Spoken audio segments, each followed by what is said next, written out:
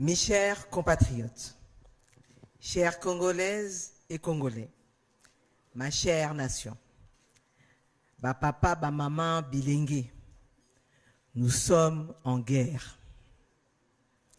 Notre mère patrie est menacée. Notre voisin, le Rwanda, et ses supplétifs du M23, AFC, ont décidé d'un plan de destruction de notre nation en menant une guerre meurtrière sur notre territoire. Ce n'est pas la première agression, ni la première guerre que le Rwanda mène sur notre territoire pour ses visions expansionnistes et le pillage systématique de nos ressources naturelles. Dans leur aventure meurtrière, ils tuent consciemment des milliers d'innocents, détruisent des vies de femmes qu'ils violent, bombardent des écoles et hôpitaux, tout ce qui peut contribuer à la construction de l'avenir de notre pays. Mes chers compatriotes, cette guerre a trop duré. 30 ans, ça suffit. Aujourd'hui, le Rwanda, avec malheureusement la complicité de certains de nos compatriotes, veut porter atteinte à ce que nous avons construit depuis plusieurs décennies.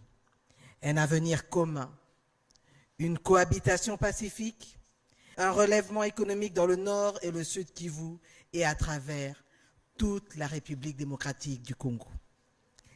Ils prennent pour compagnons de guerre la haine, la division et la manipulation des faits pour des fins de propagande, pour attiser des tensions au milieu de la population et nourrir leur projet de génocide des Congolais.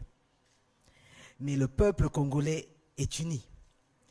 Il est uni par le sort et uni par le choix d'être et d'exister collectivement telle une nation.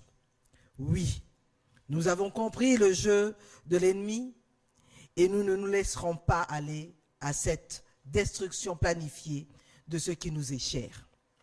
Aux côtés du président de la République, moi-même et tout le gouvernement, travaillons à remplir notre devoir, donnant des ressources à nos forces armées qui, sur terrain, avec bravoure, luttent jour et nuit et payent du prix de leur vie pour défendre l'intégrité de notre territoire.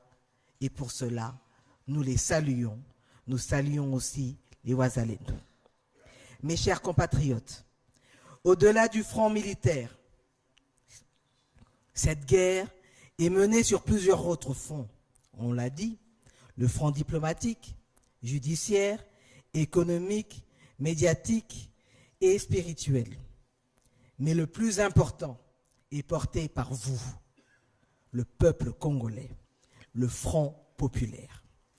Il est fondamental de donner à cette guerre la force de notre unité, celle où chaque Congolais se mobilise de toutes parts, à la hauteur de sa capacité et de ses moyens pour défendre notre nation.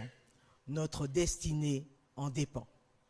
C'est pourquoi, dans la suite des actions portées par le président de la République, et comme nous l'impose notre hymne national, le debout congolais, nous vous invitons, Congolaises et Congolais, du Congo central, du Haut-Katanga, du Lualaba, Olomami, les Congolais de la Chouapa, de l'Équateur, de Kinshasa, du nord et du sud du Bangui, du Bas et Haut-Ouélé, Congolais du Maniema, du sud et du nord Kivu, du Kasaï oriental et central, du Sankuru, de la Lomami et du Tanganyika, Congolais de la Tchopo, du Olomami, de l'Ituri, du Kwilu, du Kwango, du Maïndombe et de la Mongala. Tous de nous tenir debout avec toute notre volonté pour défendre notre mère patrie, la République démocratique du Congo. Batoto ya Congo, tushimame. Totelema po eza likambo ya mabele. Eza likambo ya mabele et eza eloko mususu te. Ainsi, levons-nous pour défendre notre unité, pour défendre notre dignité. Levons-nous pour défendre notre diversité et levons-nous pour défendre notre avenir.